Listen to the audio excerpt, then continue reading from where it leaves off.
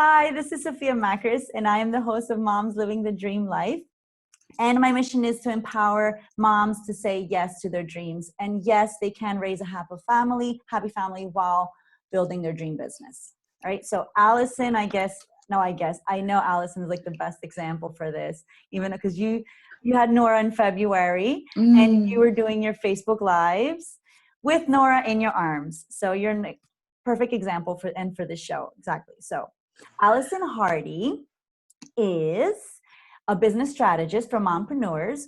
Through infusing their businesses with a hearty dose of automation, authentic social media driven by Facebook Live, and stepping into the role of an influencer through email marketing. Allison helps women raise their businesses while they are raising their families so that they can live life by design.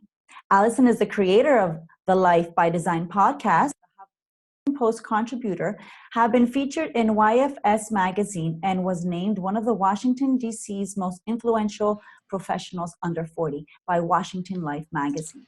She's also wife of Tier and mom of 2 4-year-old Camden and 3-month-old Nora. Welcome, Allison, and thank you so much for being here. Thank you for having me, Sophia. It's an honor. Okay, Allison. So what I want to ask you, Allison, is how did it all begin? Just like say yeah. Tell us about your story. How did it all begin and what was like that thing that influenced you and said, yes, this is what I want?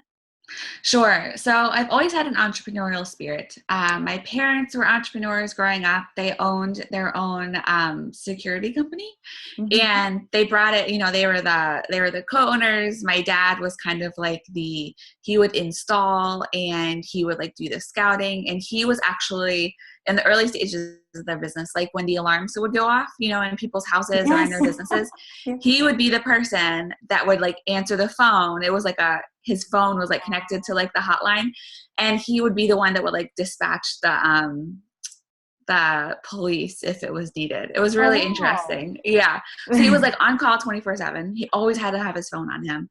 And then my mom was like the brains behind the operation. So my mom was like the office manager, the COO, the CFO. She was like everything. Yeah. So I always grew up in an entrepreneurial family. So I always had like a side gig. But I also grew up in a family who nobody went to college. Nobody got a degree. They just finished but they finished high school and then they went straight into the workforce. So growing up, I didn't have the whole like college side of my family. That wasn't like something we talked about. But I really wanted to go to college. When I went to, I think it was 9th grade, we went to a visit at this local college where I lived. And I remember just being like, oh my gosh, this is amazing. Like, this is what I want. Like, this is like a place of like learning. Like, I'm a big nerd and I love to learn.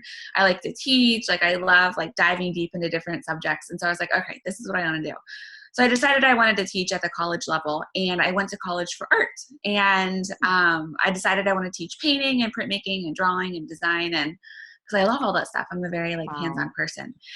And so, I did all the stuff. I got the degrees. I got the terminal degree. I went to college for 7 years, and I was really, really proud of that. And I got a tenure track job, and that was it for me. Like, I was going to teach at the college level for how many years? 40 years. Yes. When I was 65, I was going to retire, and then that's when my life was going to start.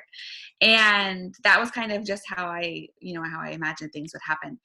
And then life happened, and we got married. My husband and I Tier got married. We got pregnant with Camden. And then at 6 months pregnant, I got laid off from my dream job. And it was hard. I felt like a big piece of me was already all of a sudden like taken away, because I was really proud of that. I was really proud of my job. I was really proud that I was the only person in my family to go to college. Like, that was a really big source of like pride for me. And thankfully, though, I had all these part-time like side hustles. During that time, I know this sounds kind of crazy, but a personal training business. And I had gone to college. One of the reasons why I went to college was because I got a full ride. I ran college level track. I pole vaulted. I had always been a really active person. And so I had this side like personal training business, and I would like train my clients in my backyard like every now and then. And it was just like a side hustle for extra cash every month. So I was like, all right, now, like, no matter what the laws are, like in the US, you can't get fired for being pregnant. Yeah, that's great. And so I was like, okay, like no matter like what the laws are, like if you go on an interview with a huge pregnant belly, like you're not going to get hired. Like it's not going to happen. They're going to be like, she's going to take off 6 weeks and like what? So I was like, okay, like I'm going to dive into my business and I'm going to go full time. I'm going to like hit it. I'm going to nail it. This is like it. This is my chance. And this is my like opportunity to really make like significant income, because teaching, you know, there's a salary cap. You can only make so much money. Right. And so I brought that business from part-time to full-time in the 3 months before Camden was born, which was amazing and awesome. But I worked like 16-hour days. I would work all the time. Tier would like come downstairs and like give me a bowl of soup and I would like eat it and then hand it back to him and he'd go back upstairs. And it was a really crazy kind of frenzied way of working. And I eventually burnt out. I totally could not hang with that. I had postpartum depression. I had a new role as a mom, which like totally threw me off of everything.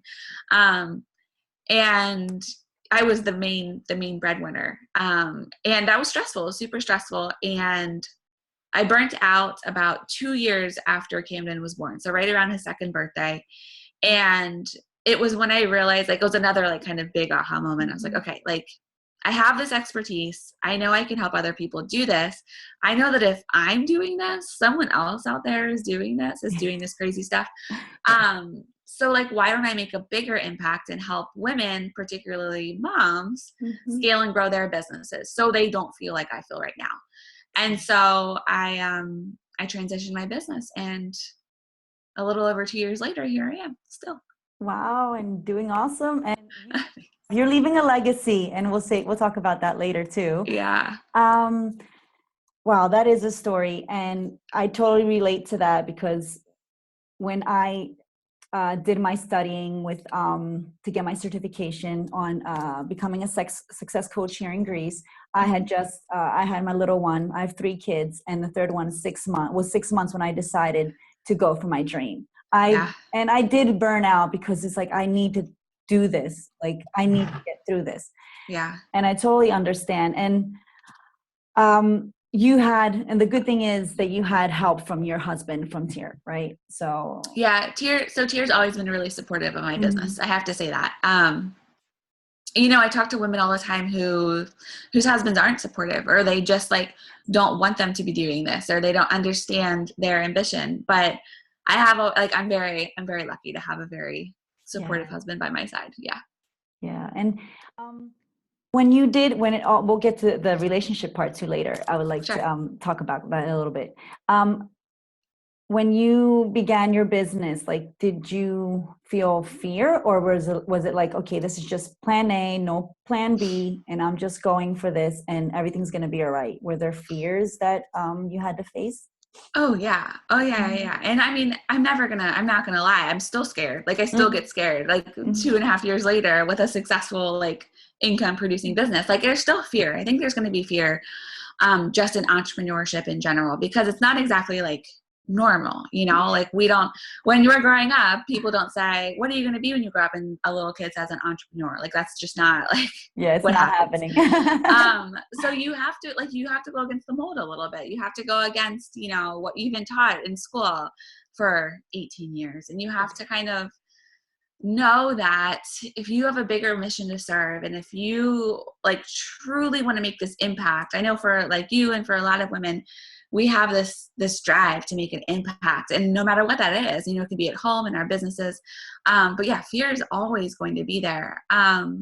So fear is actually what drove me to bring my business from part-time to full-time, because we did not have the money. Like, Tier and I had saved up for 5 weeks. So he was a pastor. I was teaching the college level.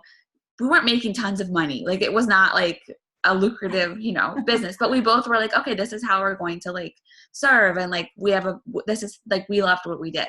And he still is a pastor. And so like, I was going to have to work up until the day Camden was born. And then I was going to be able to take off 5 weeks, and then I was going to have to go back to work. because I didn't have maternity leave. In the US, maternity leave isn't guaranteed, which is terrible. Yes. So like financially, it was really scary because there was a 3-month gap of me, not having a job, and then I was going to have Camden, and then I had nothing afterwards. So fear is definitely what motivated me from like a financial standpoint of view to bring my business from part-time to full-time so quickly. I had to do it. Tier couldn't make any more money. So it was like, all right, Allison, it's time for you to step up. Yeah. And then but then also like on the other side of that, fear held me back for so long. The reason why I burnt out was because I would not do anything to move my business forward because I was scared. I wouldn't try anything new. I wouldn't outsource anything. I wouldn't invest in anything. And it held me back for 2 years. Like if I would have just invested that early on, like my business would be farther along than it is now. I know that for sure because I was operating from such a place of fear. And actually when I burnt out, I was like, all right, like I'm done. Like I had pneumonia. I had a broken rib from coughing so hard. I was super, super sick. Everything kind of came to a head. We had literally $15 in our bank account. And I was like, all right, like this is not working. Like it's worse than I thought it was going to be. This is not working. So I actually invested. I hired a high-end business coach during that time. And as much sense as that didn't make, like it didn't make any sense on paper. Like there was no way why I should have done this. I put the whole thing on a credit card, a no interest credit card. And I was like, all right, like I've been so scared and I've been doing all this stuff that hasn't worked. So like, I got nothing to lose at this point. Like my future is so much scarier than my present at this point. Like I might as well try something else. And like, that was my solution. And it was because of that, I'm still here. So yeah, fear can be really good. It can motivate you in crazy ways, but it can also like really hold you back. Exactly. Oh, Yeah. I just love what you said right now, because that's what I say all the time is like because I want to move forward. I want to do amazing things. I want to create life by design. Yeah. And that's the amazing thing because we know now we can create the life we want. And the thing is the fear of staying where I'm at and not being able to live my dream is bigger than the fear of the unknown, because it's usually the unknown that we're fearing about. But it's not that unknown, because if you set a goal that I want to do this, and you find the people that have done it and you just follow their steps, you'll be where they're at and you'll have what you want. So the fear is like staying here, having no money, you can't raise your children the way you want to. You can't take them on family trips. You can't, enjoy life. You can't be always struggling. No, like that's it. I don't want to feel that thing of having like only $5 in the bank and not being able, it's like horrible. So yes. And that's the great thing about entrepreneurship is that you decide how high you go, how far you can go. So that's like, Yeah. And, a lot of times, a lot of women have, those external motivators. So like, I want to be able to go on vacation. I want to pay off my debt. I want to be able to give to this cause. So if you're feeling fear, and you're not making decisions because you're scared, you're doing those causes a disservice. By you not investing and going for it, or by you not doing what you got to do to make that change, you're not serving those causes. So if I think of it like you owe it to them, to whatever that thing is that you want, to step out of your comfort zone and do it. Exactly. Oh, that's great. That's great. It's beautiful. Oh, so okay. So support. You said your husband supports you very well. So how do you work it out, like the kids' business and your relationship? Like how does everything work? Do you pre-plan? How do you get that out? Yeah. So both of us come from divorced families. So Tier's parents split up when he was 12. My parents split up right after our wedding. So we were 26. Wow. And basically the reasons why they broke up was because they did not communicate. So when we got married, we were like, okay, we are not going to repeat the cycle. We are not going to be our parents. And this isn't how we're going to live. Because it sucks. I have to explain to Camden, my 5-year-old, why my parents aren't married and why his other grandparents aren't married. It sucks. I hate doing that. And it's because, they wouldn't get over themselves and talk. So, Exactly. they wouldn't do the uncomfortable. They wouldn't have the uncomfortable conversations. And so like we might, some people think we have kind of a strange relationship because like we are like stream of consciousness. Like I tell him exactly what I'm thinking all the time. And he tells me exactly what he's thinking all the time. That is hard to find in a man. I'm sorry, but that's hard to find in a man. So that's a great. Yes. Yes. So like sometimes we're way too honest with each other and sometimes we know way too much about what's going on, but it's like for us that works because we do not want to be our parents. Like we are both so driven not to be our parents in their relationships. Like I actually really like my parents, but like I don't want their relationship. So there's that. So we're like bluntly honest with each other. And then the other side of it is we're both really passionate people. Like he's really passionate about what he does and he's very unapologetic about it. And so he, and much like myself, we can go like really deep into things. So we can like go down a rabbit hole. Like right now, for example, I am totally obsessed with Instagram. Like I am going to become this like Instagram influencer. I am going to do all this stuff. Like this is it. And so that can really, when you get like kind of into those things, it can really cut into your presence because I could be like sitting at dinner thinking, oh, okay, I'm going to do an Instagram TV on this, or okay, I'm going to do a story on this. Like that doesn't work because I'm not, present. So we try, we're not perfect at this, but we really try that when it's family time, it's family time. When it's business time, it's business time. And there's no negotiations around that. So part of it is just, we have a family calendar and I'm green, Tier is red, Camden is orange, Nora is pink. And then like family stuff is yellow. So we like know what time of day something is going on. And we're very clear in like, this is when this is happening. When it's over, we're done. So I think it's just a matter of being like really for us present. Yes. Yeah. Exactly. Yeah. And the thing, with the phone, with the social media all the time. And like my kids, they finished school. Well, school was out, I guess a month ago and they had a dance, they had a school dance. Everyone was with their phone and I just didn't want to record it from my phone because I couldn't see my child. I wanted to see my child with clean lens, like natural lens, and not from the phone. Yeah. And I'd seen that on a post on the internet about everyone having the phone and taking pictures of this big, huge event or whatever. And you had the old grandmother just watching with her natural glasses and she was living, she was being present.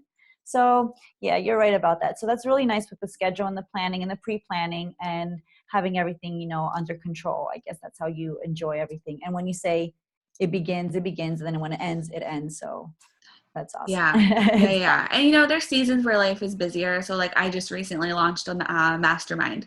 So like I leaned on Tier a little bit more during that time because I was getting on the phone a little bit more. I was a lot more visible. So for us, it was important that during that time, like I was clear, like this is what I'm doing. This is what I'm going to need from you. But when it's done, it's done. And so like, he's like that too. So he goes to lots of conferences and he travels a lot, and does like speaking gigs and things like that. So like during that time, he leans on me. And then when he comes home, it's back to normal.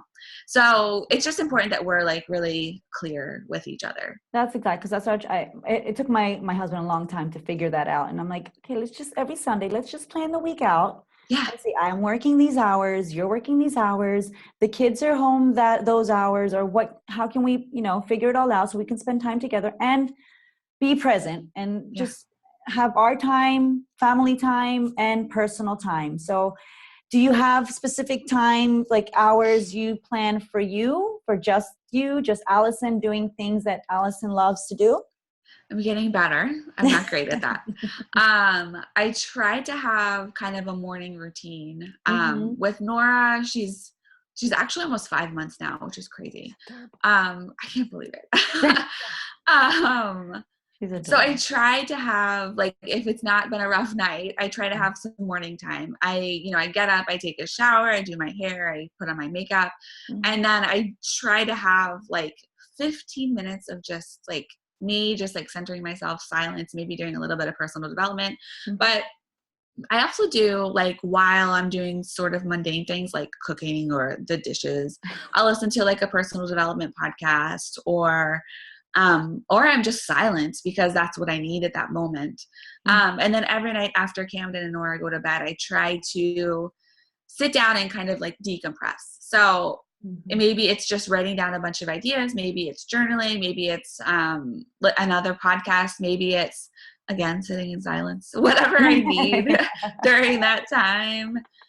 That's what I'm thinking. But I do want to get better. I've been cleared to work out now, so I want to get back into fitness and back into working out because that makes me feel better. So I need to get a little bit more rigid with my schedule in order to accommodate time for that. Yeah, because we are a little bit, I don't know if you I consider myself a workaholic. Yeah, totally. It's like, I got 10 minutes. Okay, let me just see what I can do here for my business. Yeah. I'm the same way. No, I could work I'm the type of person, I could work 7 days a week, 10 hours a day and be totally content with life. But that doesn't serve anybody. It's not a good way to live. That's right.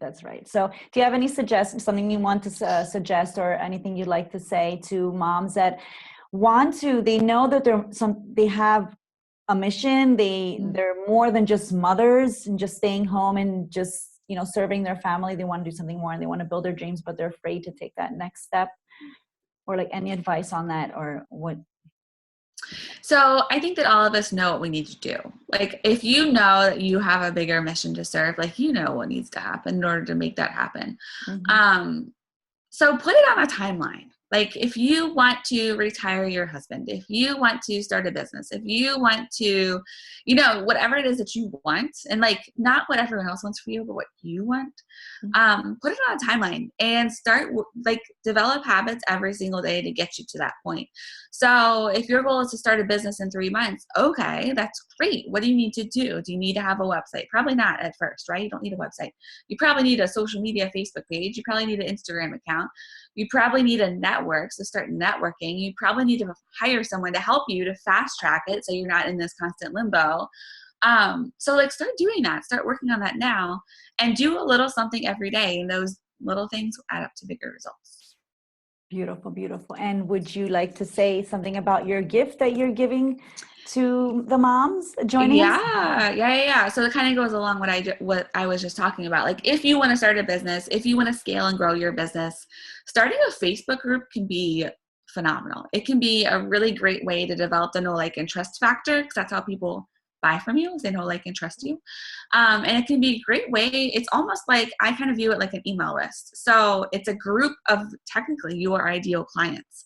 So if you, if you want to start a Facebook group or you want to take your Facebook group from dead to flourishing, I've created a 4-part video series called 4 Hacks to Create an Engaged and Buying Facebook Group. And it'll walk you through 4 different strategies to help you create a Facebook group where people are actually talking, people are actually interested in what you have to say, and people, when you pitch to them, they buy from you. And you're going to pitch in a heart-centered, non-spammy way.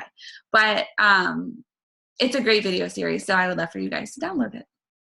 Awesome. And I joined, I did it, and it has helped me a lot with my Facebook group and here in Greece. So it's really amazing. And it just worked Greece is small.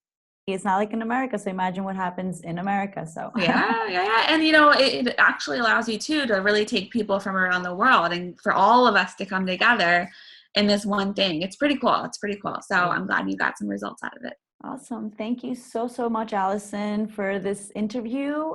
Thank you for everything. Thank you for what you're doing and how you're serving moms and helping them. It was really, really nice talking to you, and I'll see you again. Thanks, Sophia.